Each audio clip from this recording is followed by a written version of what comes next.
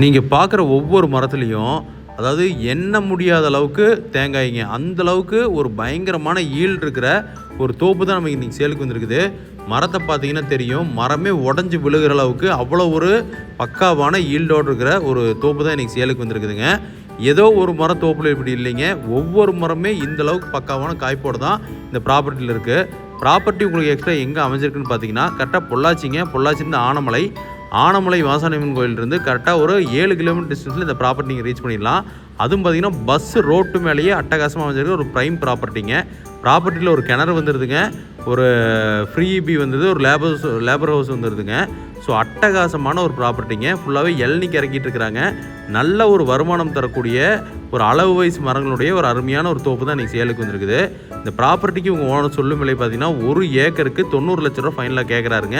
நம்ம அதிலிருந்து குறைச்சி பேசி வாங்கி தரலாம். ஏன்னா ப்ராப்பர்ட்டி அந்தளவுக்கு ஒரு ப்ரைமான ப்ராப்பர்ட்டிங்க, அதனால் அப்படி கேட்குறாங்க.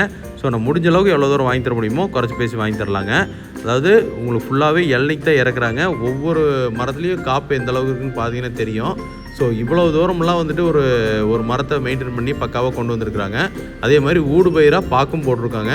மரத்துக்கு ரொம்ப அளவு வயசு மரங்க. கீழே நின்றுட்டு நம்ம கையில் தொட்டாலே வந்துட்டு பார்த்தீங்கன்னா காய் தொடலாங்க. அந்தளவுக்கு ஒரு ரொம்ப பக்கத்தில் இருக்கிற மாதிரியும் அவ்வளோ ஒரு சூப்பரான ஒரு ஈல்டு இருக்கிற ப்ராப்பர்ட்டிங்க.